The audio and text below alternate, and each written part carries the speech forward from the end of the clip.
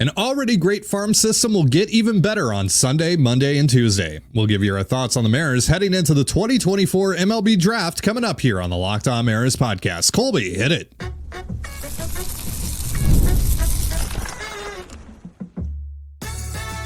You are Locked On Mariners, your daily Seattle Mariners podcast. Part of the Locked On Podcast Network, your team every day. Ahoy, sailors. It is Thursday, July 11th, 2024. This is Titan Gonzalez and Colby Patnode for the Locked On Mariners podcast, part of the Locked On Podcast Network, your team every day. The MLB Draft kicks off on Sunday, and we're going to give you our thoughts on how the Mariners can maneuver days 1 and 2. We'll also talk a little bit about the team's upcoming series with the Angels. But before we do that, shout out to our title sponsor today, Booking.com. Booking.yeah, the right stay can make you a fan of any city, even your rivals. Check out Booking.com for your stay today. And if you want to hear from me and Colby even more and help support the show, check out our Patreon. The link is in the description, and you can sign up for a free 7-day trial.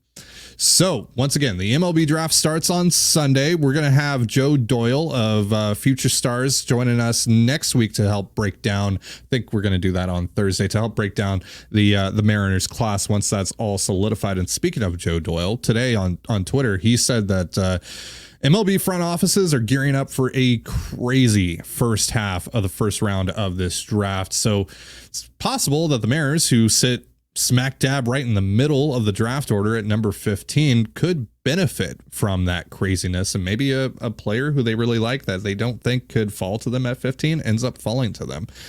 So before we get into some of the names that you have on your list here, Colby, I kind of want to just go through some of the more recent mock drafts around the sphere, what they're saying about the Mariners. Keith Law on the New York Times has the Mariners taking switch pitcher out of Mississippi State, Jerangelo St. G. MLB Pipeline has the Mariners taking Seaver King, who's an infielder / outfielder out of Wake Forest. And then Kylie McDaniel of ESPN, and this is the oldest of the three mock drafts I have here. It's about 3 weeks old.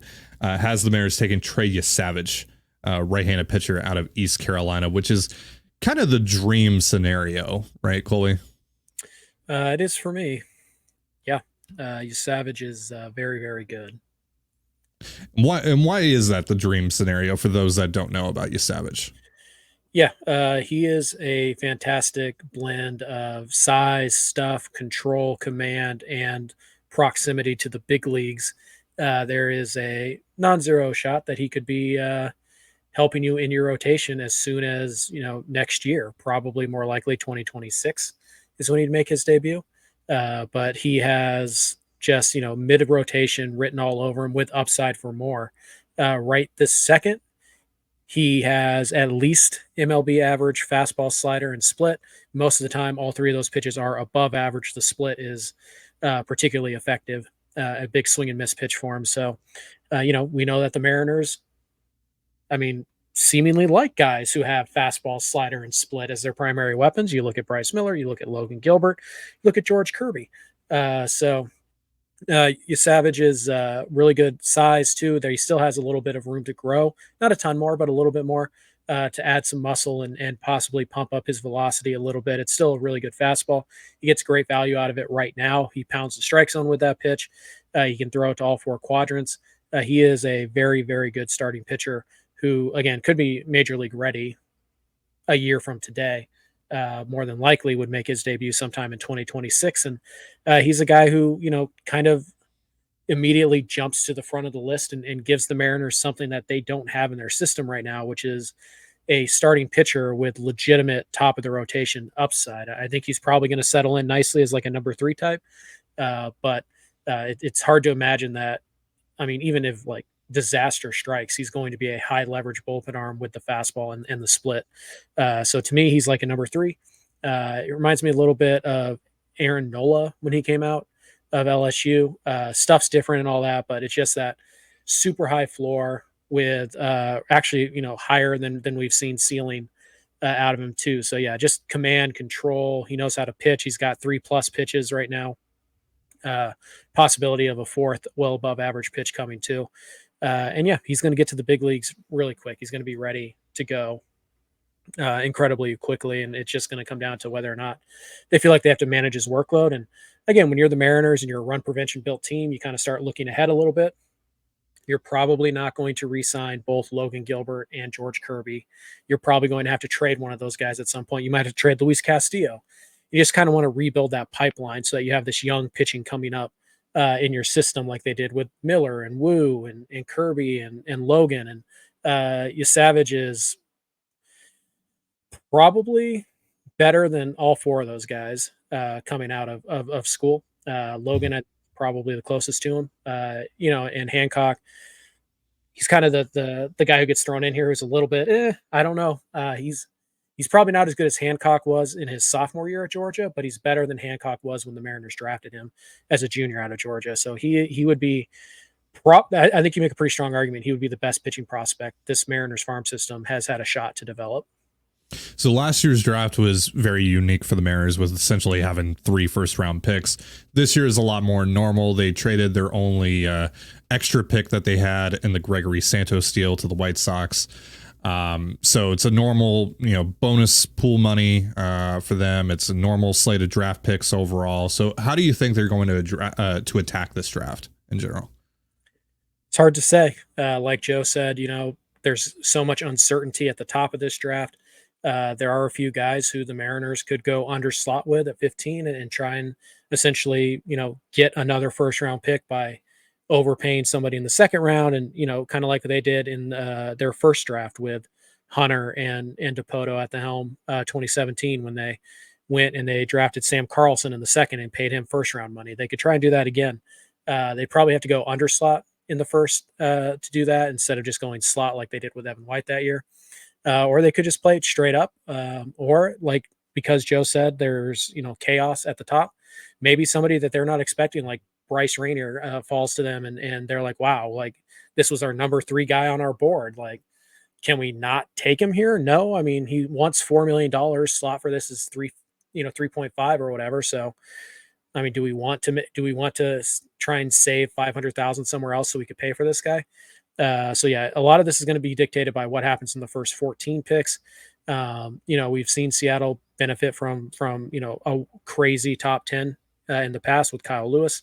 They kind of took advantage of a run of like college hitters going right before they picked Colt Emerson last year. And so the Mariners aren't super predictable like this. They've gone after every demographic in the first round, with the exception of right-handed high school pitching or left-handed high school pitching, just high school pitching in general. But there's even 1 or 2 guys who are high school arms who could make sense at 15, particularly if you're trying to maybe go slot or slightly under to try and buy something in the second round that you otherwise might not be able to get. Yeah, like, is it possible that like Caminetti could fall to them at 15? Sure. Yeah. I'd watch Ryan Sloan if you're looking for a high school arm. 18 years old, 6'5", 220 already. So really well built for his size, plus fastball and changeup with a pretty good slider. You don't typically see high school kids with, their best secondary pitch being a changeup. So that's also pretty interesting. The upside is immense with a guy like Sloan, and he throws a ton of strikes. Like, it's a very repeatable delivery.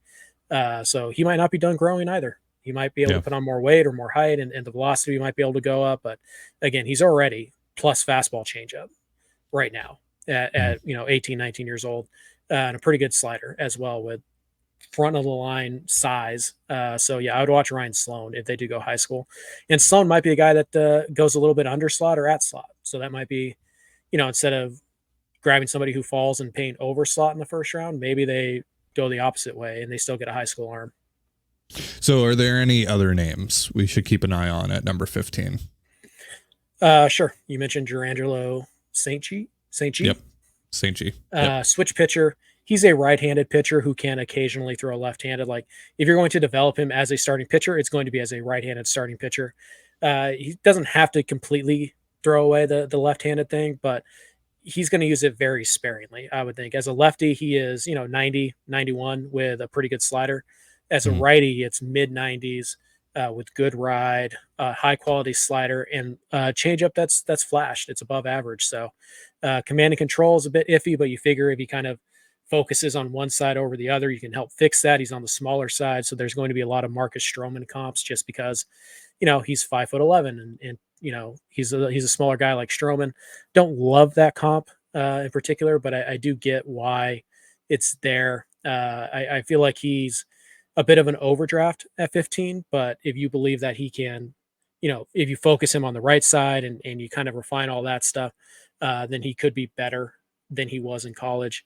And that's what development's all about, right? You're trying to find the player that you can help the most, and he's one of those guys. A couple others real fast here, a couple college bats they could go to. Seaver King, like you mentioned, he's a terrific athlete, one of the best athletes in the class, 65-70 runner at least. He could play third base. He could also possibly play somewhere in the outfield, maybe even center field. It's kind of similar to Harry Ford, where it's just like you're drafting an athlete who's got these really cool tools, and then you're going to try and figure out, what he does best and how to proceed with him. But right. The only question with Seaver King is he going to hit with any power, like any over the fence power? He's going to make a lot of contact. He runs really well. Like he's kind of a prototypical top of the order type of guy, but is he going to hit with enough power to play in a corner? Maybe not. I would take a shot on that upside though. And then finally, Cam Smith from Florida State, kind of your prototypical third baseman, right. He has the hit tool has improved every single year. This year, he really made a concerted effort to cut down on the swing and miss, and he did both in the Cape Cod League and then this year at Florida State. Really strong kid. He's going to get to more power than he has so far, and he already has above average power. Fantastic arm, really good range at third base. Good athlete for his size. Like we're talking 6'3", 220, and he's a really good athlete who can move. Just cannon for an arm, and he's probably going to be a well above average third baseman, and the bat profile is perfectly there. He could be a guy who you get in the system and he's, major league ready in a year and a half, and you have third base figured out for the next, 10 years. Like I think Cam Smith is probably a pretty boring choice, but that doesn't mean it's a bad choice. He is a guy who I have a lot of confidence in, can hit and play a pretty good third base at the next level. So a couple other prep arms to maybe keep an eye on here. Cash Mayfield, lefty out of Oklahoma, Braylon Doughty, right-hander out of California, and then William Schmidt, right-hander out of Louisiana. So if the Mariners go in that direction and kind of hit, again, as you mentioned, the one demographic they haven't yet at the top end of the draft, those guys are certainly some names to keep an eye on for sure. All right, so we're going to talk about how the Mariners can maneuver day 2 of the draft, rounds 2 through 10 in just a moment. But first, a reminder, this episode of the Locked On Mariners podcast is brought to you by Stitch Fix and Tax Network USA. You know that instant confidence boost you get from an outfit that makes you look really good? That is what I get with Stitch Fix. Easily upgrade your wardrobe this year with a professional stylist that helps you find new on-trend favorites that will work for you. I just give my stylist my size, style, and budget preferences. Then I order boxes when I want and how I want. No subscription required. And they send 5 just for me pieces plus outfit recommendations and pro styling advice. I keep what works and send back the rest. And if you don't love something, just send it back. Shipping, returns, and exchanges are always free. Style that makes you feel as good as you look. Now is the best time to get started at stitchfix.com/MLB and get $100 off. That's $25 off your first 4 fixes for a limited time only. That's stitchfix.com/MLB for $100 off. Stitchfix.com/MLB. Must redeem within 7 days of sign up. Offer does not include kids fixes. And you're listening to the Locked On Mariners podcast. Mariners will kick off a 4-game set against the Angels tonight. We'll talk about that a little bit later on in the show. You can catch all the action on the Mariners hometown broadcast of SiriusXM via the SXM app. All you have to do to find that is search the word Mariners. So let's talk about day 2 a little bit for the Mariners in this upcoming draft, which will happen on Monday. Day 3, who knows? That's a crapshoot. We won't really talk much about that. But hey, that's been a place the Mariners have found quite a bit of value. Logan Evans and Brandon Garcia. Most recently, also 12th round picks. Also Caleb Cali, who's had a pretty solid year as well.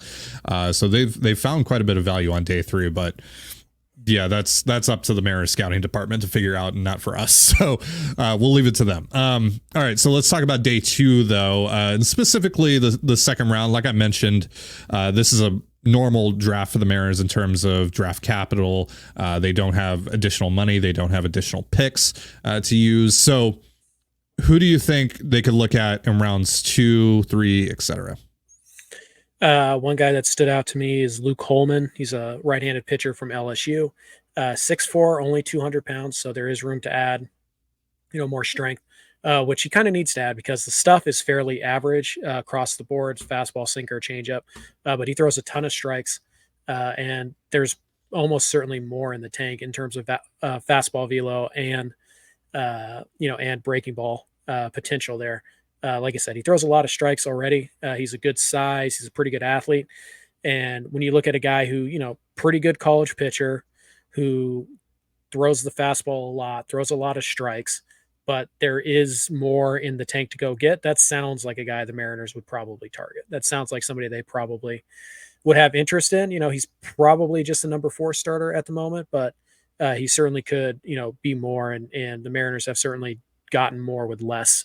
With their player development system, a guy that one of the more intriguing guys that I think the Mariners are pretty interested in, or could potentially be pretty interested in, is named Ryan Johnson. He's a right-handed pitcher from Dallas Baptist, plus slider and fastball most of the time.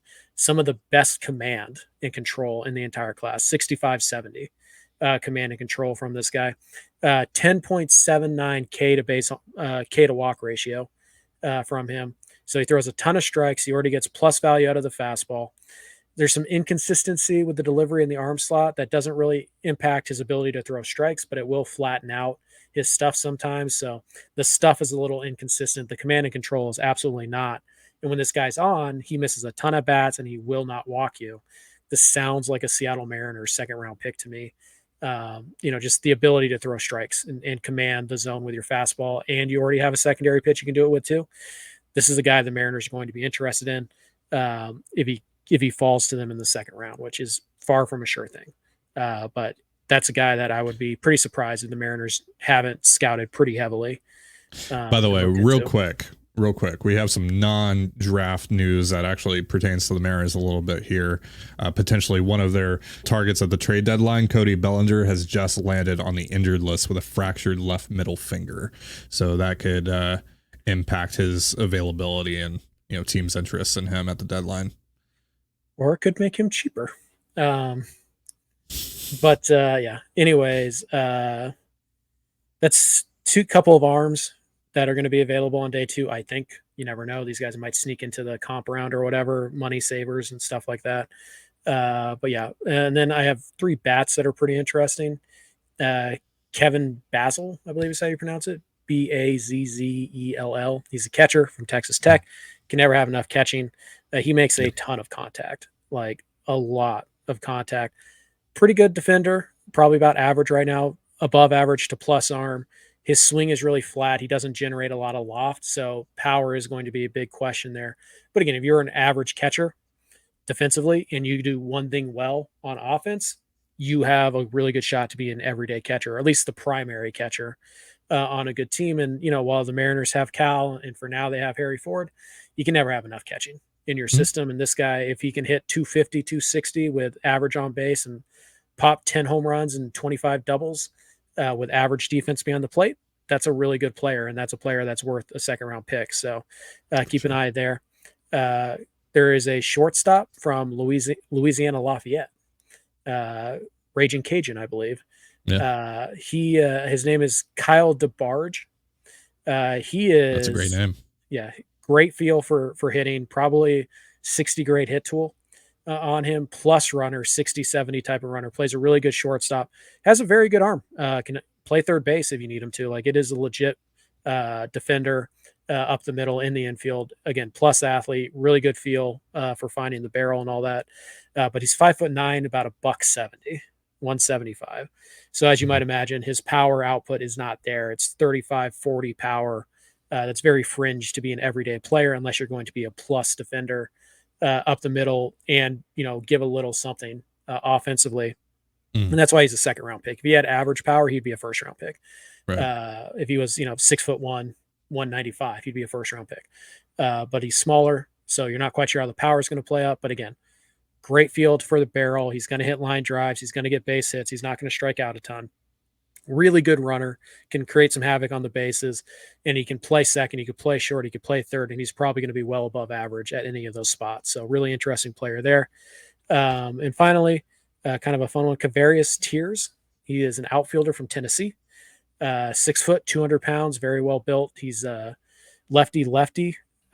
He has plus pop, although he hasn't really gotten to in-game power yet. It's more of a raw power thing.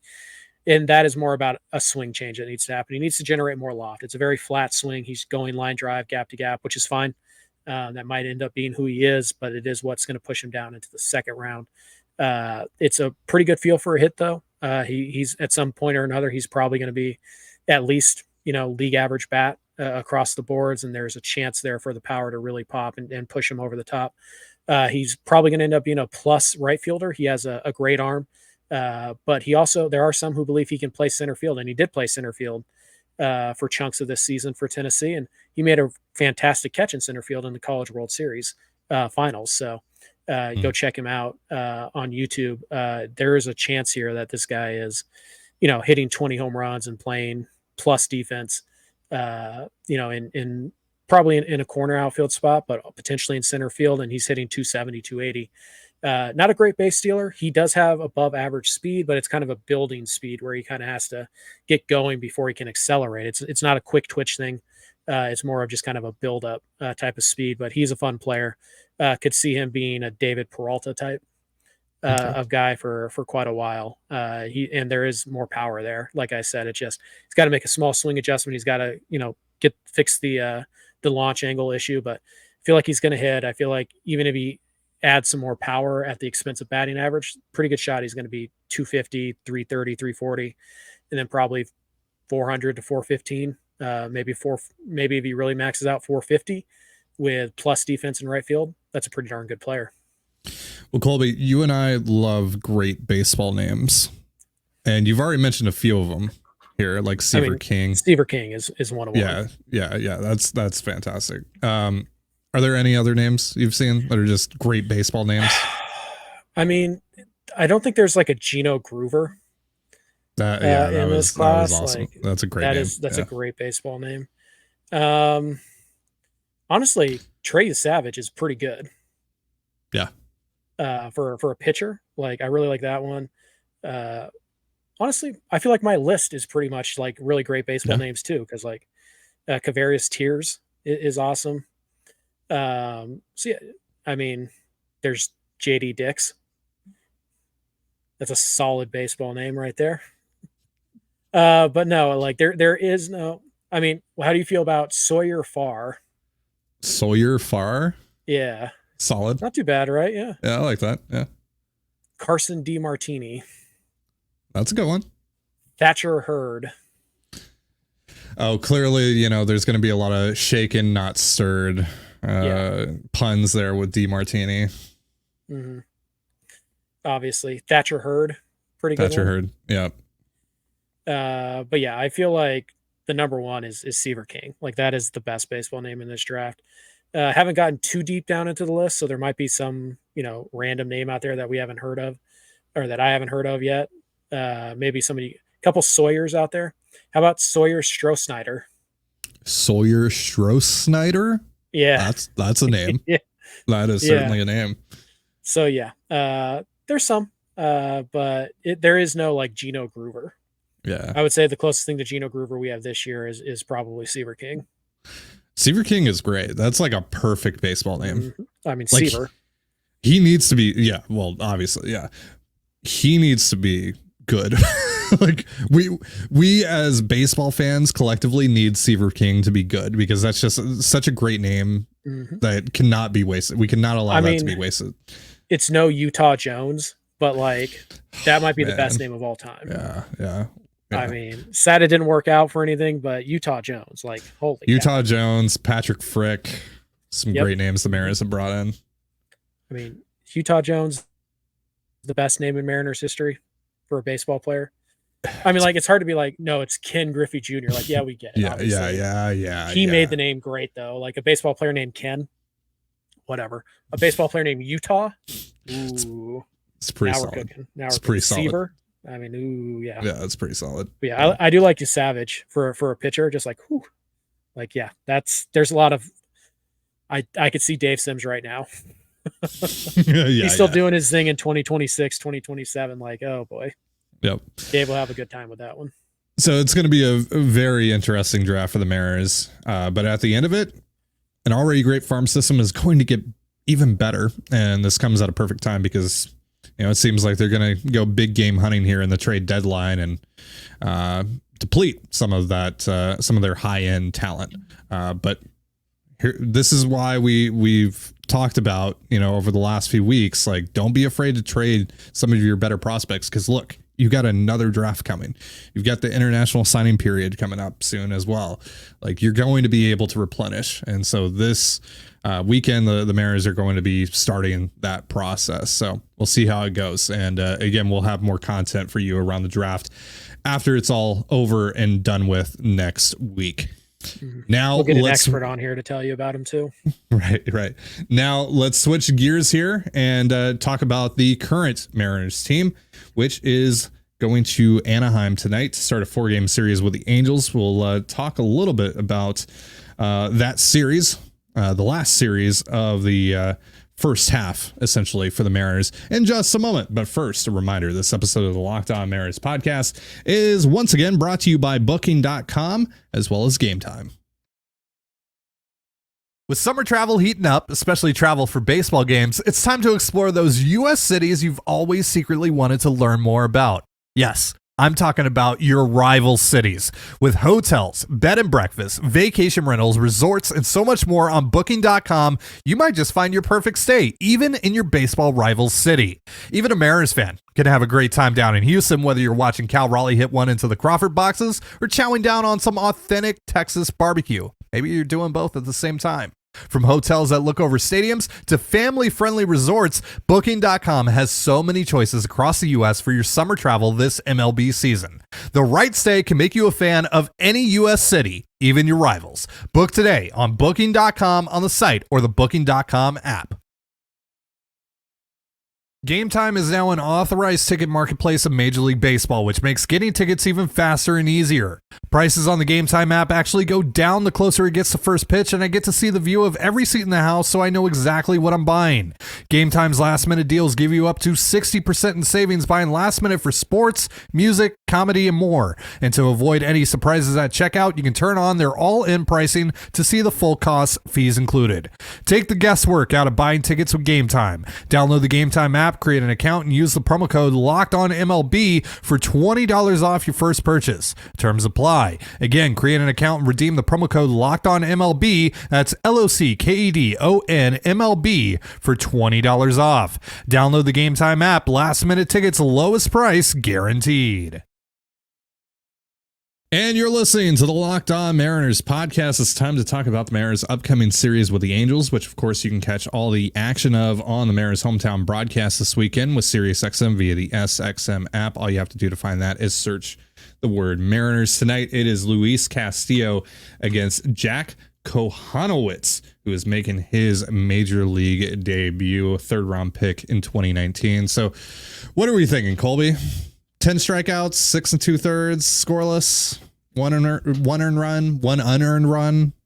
I mean, so first things first, there is an 80 grade name in this year's draft. Ty and I just discovered a 6'10", 19-year-old named Maverick Rizzi. The most Gen Z name I've ever heard. Right. And the Riz God himself. Yeah. Maverick Rizzi needs to be a Mariner by the end of Monday afternoon. 6'10", 220 pounds, 19-year-old Maverick Rizzi. Number one on my draft board now. So what's interesting about the pitcher whose name I'm not even going to try to pronounce, he is a taller guy. I believe he's 6'9". 6'7" according to Baseball Reference. Okay. So he's a taller guy, but he doesn't throw from straight over the top arm slot. It's a little bit down here.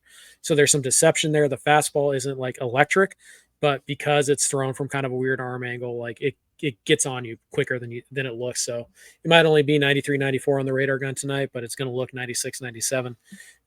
He doesn't really have great command. He'll throw strikes, but not a ton. He will walk some guys at times. He will lose his release point at times. So in theory, this is not a guy who has really any success striking guys out in the minors. So in theory, the Mariners should be able to make a lot of contact off of this guy. And the question for tonight's game should be like, can they make quality contact enough to put up 4 or 5 runs against this dude? Mm-hmm. But as we know, the theory of the Mariners offense is, how can we help this guy set a new career high in strikeouts? So, it's a little tough to say. Yeah. Like on paper, you have a tremendous advantage tonight, but we know how things go on paper versus reality for this offense. So I imagine the first time around, we're going to see a lot of ugly at-bats. So hopefully that second time around, they get used to the angle that's being thrown, the arm slot, and they see the stuff and they can make the adjustment. But yeah, on paper, you have a tremendous advantage in this matchup. This is not a guy who is tearing up the minor leagues, right? So like, this is a guy who's interesting arm, but he's not a future number 1 starter. He's like a number 5. He's kind of Chris Young-ish. So the Mariners should take advantage of him like they did with Mazer, but because he's a little bit funky, because he's got a little bit something that you don't normally see, I would suspect this will be a low-scoring game, and hopefully that the Mariners, when they get a couple of opportunities, which I'm sure they will, hopefully they get that big hit, and they can just put up 4 or 5, maybe 6 runs, and hopefully we get good Luis Castillo again. Because it's been a bit of an up and down ride for him. And we know how weird that ballpark in Anaheim is. So literally anything can and will happen in that ballpark. Yeah. So Saturday's matchup is George Kirby against Jose Soriano, and then it's Logan Gilbert versus TBD on Sunday for the last game before the All-Star break. But it's Friday's pitching matchup that really stands out here, because it's Tyler Anderson, the Angels All-Star, former Mariner, of course, going up against Brian Wu, who's making his return from the injured list. So thoughts on Brian Wu, Colby? Hold your breath and pray to whatever deity you do that he can get through 5 unscathed. I'm a little bit surprised that they're using him. They're making him, they're letting him make this start. I figured it would be a good time to just, roll with Hancock or roll with Diaz and just kind of, give Wu the extra time through the All-Star break. But obviously they didn't want to lay him off for too long. It wasn't an arm issue. It was, a hamstring issue. So they probably don't want to, sit him down and not have him throw for 3 or 4 weeks if they can avoid it. So I think 4 or 5 innings is pretty much all you could hope for. We know what it's going to look like. He's going to throw his fastball a ton, and we're going to see if the Angels can square it up or not. But yeah, obviously, hamstring issue this time around. Last few times it's been the arm. So it'll be interesting to see, but he's going to have to be on his game. That's probably your worst pitching matchup this weekend. I mean, almost certainly it is. Yeah. So it's probably the game that you're most likely to lose. But we know that Wu can dominate teams with just his fastball. And we know that Wu can, get through lineups 2-3 times on 65 pitches. So like, it's not impossible that he goes 6 innings on 68 pitches and you're just like, oh, well, fine. But I believe he only threw 45 his last outing. So he's probably going to be around the 60 pitch mark would be my guess. So if they get 4 or 5 out of him, I think they're really happy with that, which makes tonight, getting 6 or 7 from Luis Castillo pretty critical, I would say. Yeah. It's not the end of the world. They have the 4 days off on Monday. So if Castillo can only go like 5 1/3, is it going to blow up their bullpen if Wu can only go 4 tomorrow? No, but obviously it has ramifications on Saturday and Sunday if these two guys combine. Like, these two guys need to find a way to go 10 innings, Castillo and Wu, and I don't really care what the order is. It'd be great if it was like 6 and 4. But if they go at least 10 combined, then your bullpen's probably in really good shape for the weekend. And you should have the advantage in your bullpen too, although Carlos Estevez throwing the ball very well out of that bullpen, Hunter Strickland as well. So the Angels, they're not pushovers. They can hit a little bit. They have some arms in their bullpen. They're not deep enough. They don't have like the star power of Trout and Ohtani, obviously, like they used to. So certainly not a team that you can take lightly, but we know that they really struggle to pitch. You'll see Anderson, which whatever, but this is a good opportunity to score some runs both off of the starters and off of the middle of their bullpen. So hopefully they take advantage of that and they can find a way to walk out of there with a series win. It's a 4-game series. We know how tough it is to win 4-game series, but if they can do it, if they can win 3 or 4, then they'll have ended the first half on a 7-3 run after what was just a disastrous 3-week stretch. And I think, regardless of what the Astros do over their last 4 games of the first half, you would take that and be like, hey, 7-3 on our last 10, pretty good considering the quality of baseball we were just watching for the last 3 weeks. All right. That is going to do it for our show. Before we get out of here, a reminder that Locked On has launched the first ever national sports 24/7 streaming channel on YouTube, and now it's also available on Amazon Fire TV and the free Fire TV channels app. Locked On Sports Today is here for you 24/7, covering the top sports stories of the day with the local experts of Locked On, plus our national shows covering every league. Find Locked On Sports Today now available on the free Fire TV channels app. Thank you so much for joining us here on the Locked On Mariners podcast. For Colby Patnode, I'm Ty Dane Gonzalez. Be sure to give us a follow on Twitter at LO_Mariners. You can follow me at Ty Dane Gonzalez and Colby at CPAT11. That's CPAT11. You can also find all that stuff in the description of this episode. Have yourself a beautiful baseball day, and we'll see you next time. Peace.